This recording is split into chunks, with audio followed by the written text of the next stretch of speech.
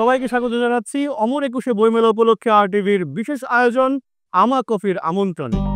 আজ আমার সঙ্গে এমন একজন আছেন যার কথা মুগ্ধ করে, লেখা মুগ্ধ করে।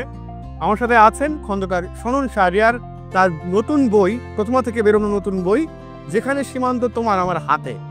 সনন ভাই, প্রথম প্রশ্ন হলো, এটা তো বিখ্যাত একটা গান, যেখানে সীমান্ত তোমার, এই গানের শিরোনাম কেন আসলে বইয়ের শিরোনাম হলো? আসলে গানের প্রেক্ষাপট যেটা, তার সাথে কিছুটা মিল আছে, কিন্তু অমিলই বেশি আর কি। এখানে উপন্যাসের যে মূল কাহিনী, সেখানে সীমান্তের সঙ্গে সম্পর্ক কিংবা সীমান্তের ভিতরে থেকে যাওয়া বা সীমানা লঙ্ঘন, এইসব নিয়েই আসলে কাহিনী, সেই কারণেই এই নামটা বেছে নেওয়া। আমি বইটা ঘাটতে ঘাটতে দেখলাম এখানে প্রত্যেকটা চ্যাপ্টারের নামের সামনে একটা গানের কলি আছে। হ্যাঁ, এই যে করণ কৌশলের জায়গা থেকে এই ডিজাইনটা কেন? হ্যাঁ, আসলে যেহেতু এটা দ্রোহ এবং বিপ্লবের সময়কার গল্প, আসলে অনুভূতি বা আবেগের জায়গাটাকে ধরার জন্য আমাদেরকে একটু একটা গানের থেকে ভালো আর একটা অনুভূতিকে কে ধারণ করতে পারে, সেই ভাবনা থেকেই ওখানে আসে। এবং যে গানের কলিওটা, ওই গানের ইমোশনটা ওই চ্যাপ্টারে পাওয়া যাবে। মানে এই বইটা বেরোলো একটা দেশে একটা গণ অভ্যুত্থান, একটা বিপ্লব ঘটে যাওয়ার পর, এবং এই বইটার পরিকল্পনা আপনি আসলে কবে করেছিলেন? গল্পটা আমার মাথায় এসছে আসলে অগাস্ট মাসে, কিন্তু তারপরে আমি অনেক ভেবেছি, কারণ একটা বিপ্লবের পরপরই আসলে বিপ্লবকে নিয়ে গল্প লেখার কথা না, আমাদের একটু সময় দিতে হয় জিনিসগুলোকে আত্মস্থ করার জন্য। কিন্তু এই গল্পটা একটু নাছোড়বান্দা ছিল আর কি, মানে আমাকে ঘাড়ে ধরে প্রায় লিখিয়ে নিয়েছে। আমি গল্পটাই আপনাকে ওটাই আমাকে লিখিয়ে নিয়েছে। গল্পটার মধ্যে কি আছে এমন যা আপনাকে এইভাবে লিখিয়ে নিল? আমি যেটা দেখতে পাচ্ছিলাম আর কি, যে এই বিপ্লব বা অভ্যুত্থান বা এই আন্দোলনকে যেভাবেই দেখি আমরা, এটা একটা খুবই খণ্ডিত চিত্র আমরা বারবার দেখতে পাচ্ছি আর কি। এক একজন এক এক পাশ থেকে দেখছেন।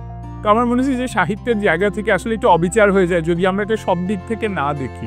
তো আমার চেষ্টাটা ছিল এটা, যে সব দিক থেকে এই ঘটনাগুলোকে দেখা, যাতে একটা পুরো ছবি আমরা পাই। চরণ ভাই, আপনার লেখালেখির ভক্ত অনেক, মানে নিবিড় নিষ্ঠা, গবেষণা, সেটা আসলে কিভাবে রপ্ত করলেন? না, আমি তো পেশাদার গবেষক, আসলে বাজার এবং সামাজিক গবেষণা আমার পেশাদার। সেটা তো ইকোনমিক্সের মামলা, ইকোনমিক্সের স্টুডেন্ট, সে জায়গা থেকে আপনি সেটা করেন। কিন্তু ধরেন সাহিত্য, এইটা ট্রান্সফার করা কঠিন ব্যাপার না?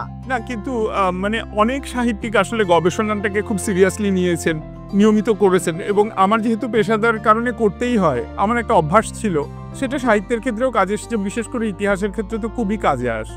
এই বইটা ধরেন পাঠকরা যদি পড়ে, তাহলে আসলে কি পাবে বইলা লেখক সনন শাহরিয়ার মনে করে?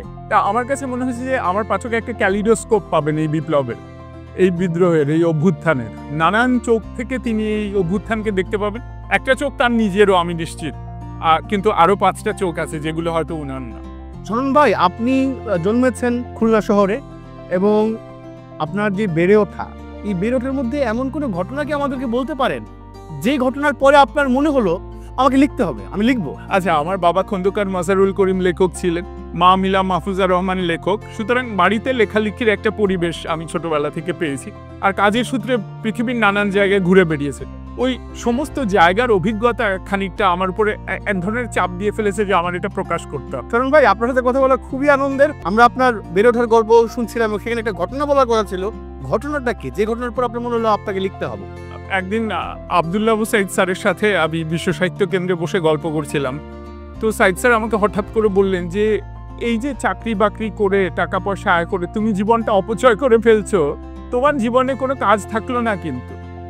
তা আমি এটা ভাবতে ভাবতে বাড়ি গেলাম যে আসলে আমি কোনো দাগ রেখে যাচ্ছি না মনে হয় এই জীবনে। নতুন লেখার আইডিয়া, হাউ ইউ জেনারেট ইট? আমার আসলে নতুন লেখার আইডিয়া আমার মনে হয় ভিতর থেকেই তৈরি হয়, তবে ঘটনা আমাকে খুব নাড়া দেয়। যেহেতু মাঠ পর্যায়ে অনেক কাজ করি, নানান মানুষকে কাছ থেকে দেখি, মানুষদের এক্সপ্রেশন যখন দেখি আমি, আমার মনে হয় যে না, এই জিনিসটা বলতে হবে। আপনার লেখালেখি জীবনে সবচেয়ে বেশি প্রভাব আছে এরকম মানুষ বা লেখক কারা আসলে?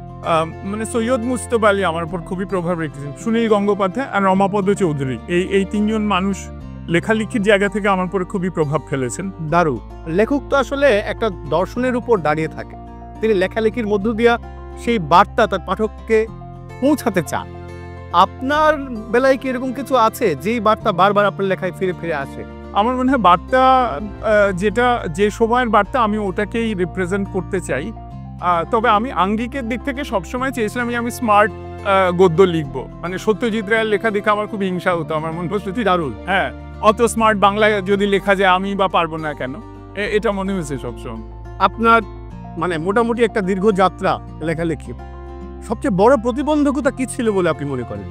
আসলে পেশাগত ব্যস্ততাই, কারণ যেহেতু মানে গবেষণার রিপোর্ট লিখি, সারাদিন ধরে ওই রিপোর্ট লেখার পর আবার রাত্রে লেখার টেবিলে বসা, ওটাই ছিল সবচেয়ে বড় চ্যালেঞ্জ। এই যে পেশাগত ব্যস্ততার সাথে নিজের জীবনকে, নিজের স্বপ্নকে, নিজের আকাঙ্ক্ষাকে মেলানো মানে কত ডিফিকাল্ট এটা আসলে।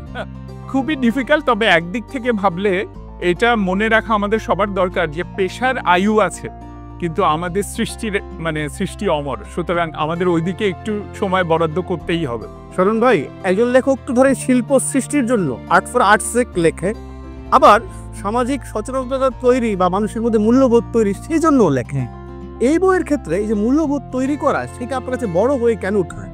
না, আমি আসলে আপনাকে চে গাভারার একটা কথা বলি। উনি বলেছিলেন যে সত্যিকারের বিপ্লবী আসলে তাড়িত হয় ভালোবাসার মহান বোধের চেতনায়। আমার মনে হয় যে লেখকরাও একদম একই কারণে তাড়িত হন আর কি। যদি আপনি দেশকে ভালোবাসেন, যদি মানুষকে ভালোবাসেন, ঘটনা আপনাকে তাড়িয়ে নিয়ে যাবে, আপনাকে লিখতেই হবে। এখন কি কাজ করছেন, ভবিষ্যতে আসলে কোন ধরনের গল্প বলতে চান?